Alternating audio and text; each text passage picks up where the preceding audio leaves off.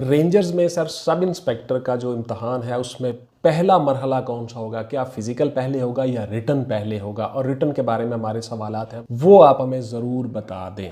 तो देखिए, सबसे पहला मरहला आपका फिजिकल का होगा। फिजिकल में मैं आपको बता चुका हूँ, मेरी वीडियो आ चुकी है कि आप लोगों ने 2 मरहलों में करना होता है। फर्स्ट ऑफ ऑल जी, आप लोगों का मरहला होता है मेजरमेंट का, उसमें आपकी कद और चेस्ट मेजर होती है। उसके बाद फिर आपका दूसरा मरहला आ जाता है, उसमें आपने दौड़ लगानी होती है, पुशअप, सिटअप्स और चिन अप्स लगाने होते हैं।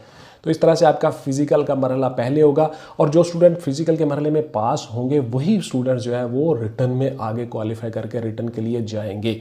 उन्हीं को फिर दोबारा से एसएमएस आएंगे। आपका जो फिजिकल है ये 2 से 3 दिन तक चल सकता है, क्योंकि कैंडिडेट्स की तादाद बहुत ज़्यादा होती है, तो 1 या 2 दिन में वो कवर होती है। हो सकता है समटाइम 3 दिन लग जाए, तो इसलिए आपका रिटर्न उसके बाद होगा। क्या सर रेंजर्स के जो टेस्ट हैं ये आईएसएसबी की तरह ही होते हैं? नहीं जी, आईएसएसबी और है, वो तरीकाकार और है, और रेंजर्स के टेस्ट और हैं। इंटर सर्विसेज सिलेक्शन बोर्ड के जितने एग्जाम्स होते हैं, जितने टेस्ट होते हैं, उनका क्राइटेरिया अलग है, और रेंजर्स का जो क्राइटेरिया है ये अलग है। रेंजर्स का जो रिटर्न है आपको मैं बता चुका हूँ, फिर से बता देता हूँ, गौर से सुन लीजिए। आपका जो पेपर होगा वो एक ही पेपर होगा, एमसीक्यू प्लस डिस्क्रिप्टिव। हो सकता है 80 नंबर का आपका एमसीक्यूज हो और 20 मार्क्स का आपका डिस्क्रिप्टिव हो, जिसमें कोई ऐसे हो सकता है, जिसमें कोई लेटर हो सकता है, स्टोरी राइटिंग हो सकती है, कंप्रीहेंशन हो सकती है, इंग्लिश की उर्दू की ग्रामर हो सकती है, एटसेट्रा। तो इस हो सकता है 50-50 हो, यानी 50 क्वेश्चन आपके मल्टीपल चॉइस क्वेश्चन के हों, जिसमें आपकी इस्लामिक स्टडीज़, पाक studies, current affair, general knowledge और एटसेट्रा बहुत सी चीज़ें जो अपने नोट्सों में भी बताते होते हैं। तकरीबन 100 हमारे टॉपिक हैं, 99 टॉपिक हैं। उन टॉपिक्स में से रेंजर्स के अलग से हमारे पास नोट्स भी अवेलेबल हैं, वो नोट्स भी आप ले सकते हो, उनसे फ़ायदा भी उठा सकते हो। तो इस तरह से रेंजर्स का जो पेपर होता है वो मल्टीपल चॉइस क्वेश्चन का और डिस्क्रिप्टिव का दोनों तरह का पेपर होता है, और उसमें जितनी चीज़ें आती हैं वो सारी की सारी हमने अपने नोट्सों में बयान की हुई है। यहाँ पे वीडियो में भी बता रहा हूँ, डिटेल आपको नोट्स में मिल जाएगी। आप फिर से सुन लीजिए। डिस्क्रिप्टिव टेस्ट होगा जिसमें आपका मजमून हो सकता है, ऐसे राइटिंग हो सकती है, उर्दू और इंग्लिश दोनों में हो सकती है, सिर्फ इंग्लिश में हो सकती है, सिर्फ उर्दू में हो सकती है, आपने दोनों तरह से मशक करनी है। आपकी स्टोरी राइटिंग हो सकती है, आपकी एप्लीकेशन हो सकती है, आपका लेटर हो सकता है, कंप्रीहेंशन हो सकती है, एटसेट्रा। और उसी तरह से 50 आपके जो एमसीक्यूज़ है, यानी जितने भी हो सकते हैं, 80 भी हो सकते हैं, 50 भी हो सकते हैं, उसी हिसाब से आपके वो जितने के जितने टॉपिक हैं, 99 टॉपिक, उन्हीं में से आएंगे इंशाल्लाह ताला। हमारे वो नोट्स अवेलेबल हैं, आप वो नोट्स ले सकते हो।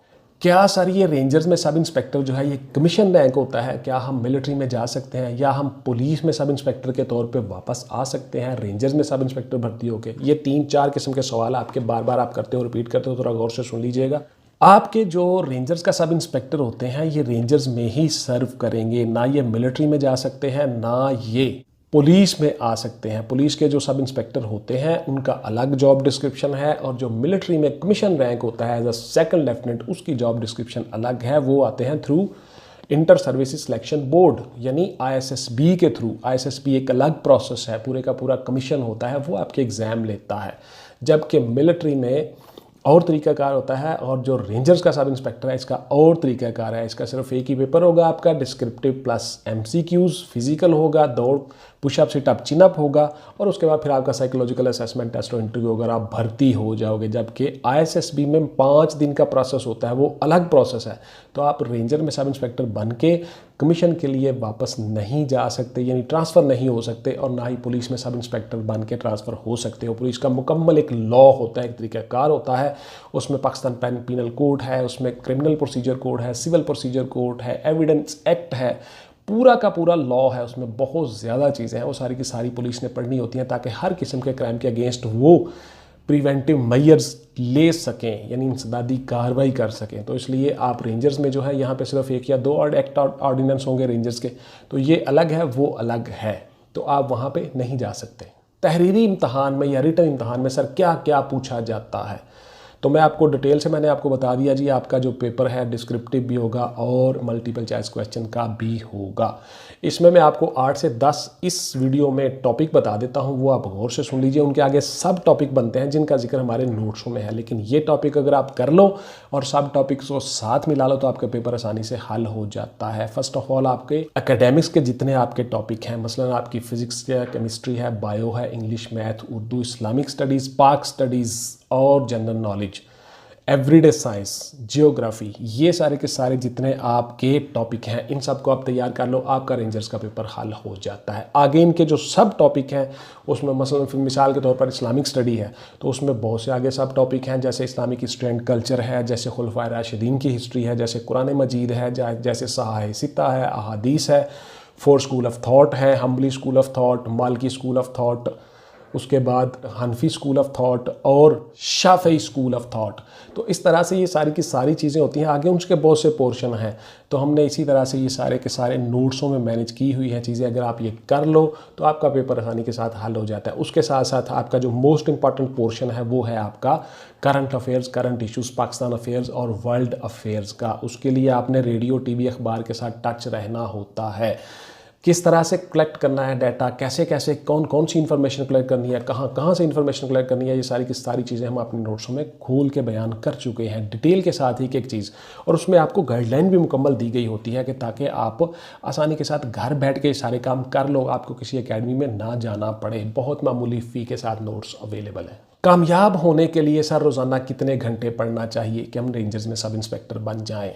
तो देखिए ये डिपेंड करता है हर बंदे की अपनी कैपेबिलिटी पे, कैपेसिटी पे, उसमें एबिलिटी कितनी है, उसका दिमाग कितना काम करता है, उसको मेहनत करने की आदत किस तरफ है, हैबिट कितनी है उसकी। तो ये डिपेंड करता है जी हर बंदे पे अलग अलग। लेकिन मेरे ख्याल से कम से कम आपको 3 से 4 घंटे तो ज़रूर पढ़ना चाहिए बैठ के अच्छी तरह से।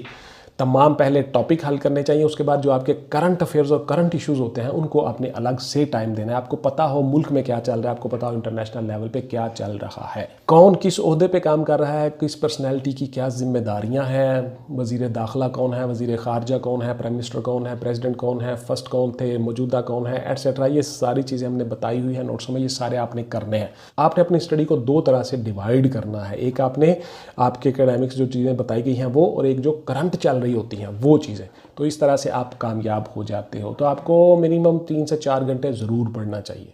क्या सर हम घर के नज़दीक जॉब कर सकते हैं? बिल्कुल जी, आप घर के नज़दीक जॉब कर सकते हो, लेकिन अगर रेंजर्स में सम टाइम आपकी ड्यूटी चूँकि बॉर्डर पे होती है, बेसिकली रेंजर्स जो है वो बॉर्डर सिक्योरिटी फोर्स है, जैसे इंडिया में BSF है, पाकिस्तान में रेंजर्स है, तो बॉर्डर्स के ऊपर काम करना होता है रेंजर्स ने। तो आप लोगों ने अमूमन घर से दूर ही ड्यूटी करनी होती है। लेकिन आफ्टर सम टाइम जब आप ट्रेनिंग करके अच्छी तरह से महकमे में आ जाते हो, 2-3 साल गुजर जाते हैं, तब आपको घर के नज़दीक भी पोस्टिंग दी जा सकती है। VVIP सिक्योरिटी की ड्यूटी आप करते हो, वल्नरेबल इंस्टॉलेशन की ड्यूटी करते हो, साज़ तनसीबात इसको उर्दू में कहते हैं, वहाँ पे आप ड्यूटी करते हो, VVIPs के साथ आप ड्यूटी करते हो, लॉ एंड ऑर्डर की ड्यूटी आप करते हो, पुलिस के साथ शहर में गश्त करते हो, तो आपकी घर के नज़दीक भी पोस्टिंग हो जाती है। इसमें कोई ऐसा फ़िक्र वाली बात नहीं है, अच्छी जॉब होती है। कोई एक सर बुक बता दें जी, कौन सी बुक है, मशहूर ज़माना आपका सवाल। तो देखिए ये कोई किसी एक सिंगल बुक का काम नहीं है, मैं आपको बता चुका हूँ। जो हम नोट्स भिजवाते हैं उसमें बुक्स की फहरिस्त साथ भिजवाते हैं, तो उसमें 20-25 तक बुक्स हैं। कुछ उसमें छोटे छोटे कुछ बुकलेट्स हैं और कुछ बुक्स हैं,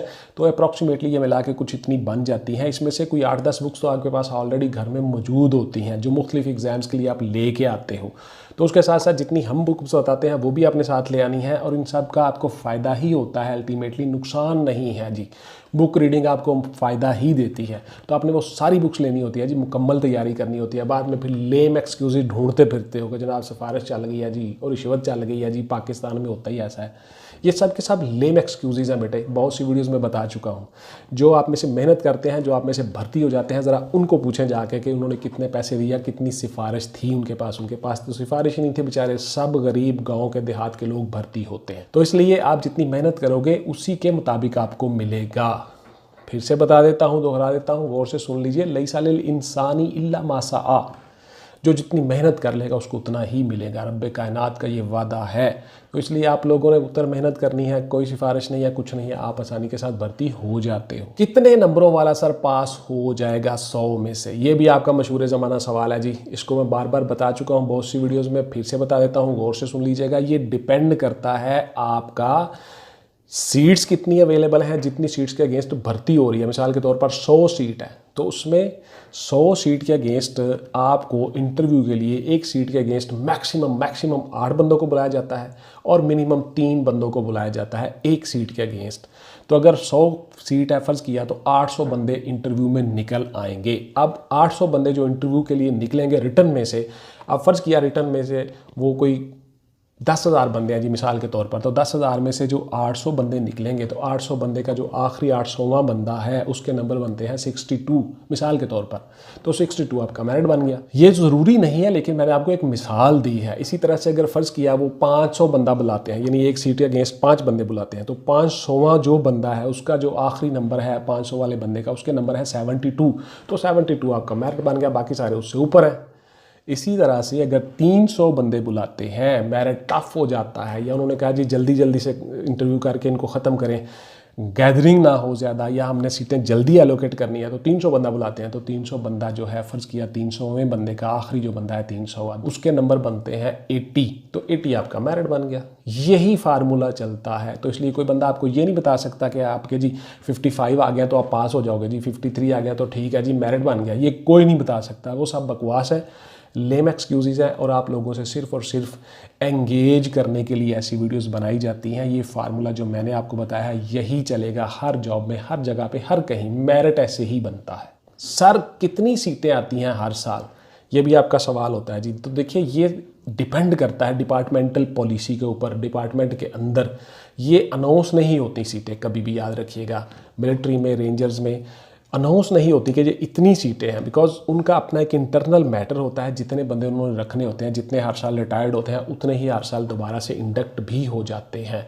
तो ये डिपेंड करता है जी पॉलिसी पे, ये डिफाइन नहीं होता कहीं भी। नोट्स के साथ जो भिजवाता हूँ आपको टाइम टेबल, उस टाइम टेबल को बुतर आपने मैनेज करना है, उस टाइम के हिसाब से चलना है।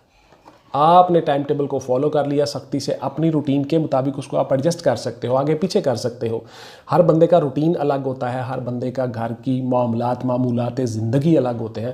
तो आपने टाइम टेबल को ही सेट करना है और अपने टाइम के हिसाब से उसको मैनेज करना है। यानी कि आपने रोज़ स्टडी करनी है, नागा नहीं उसमें करना, रोज़ाना एक्सरसाइज करनी है, वर्जिश दौड़ लगानी है, रोज़ाना दोनों तरह से काम करना है, फिजिकल भी और मेंटली भी, यानी दिमागी तौर पे भी आपने अपने आप को तैयार करना है और फिजिकली भी तैयार करना है, तो आप उसमें कामयाब हो जाते हो।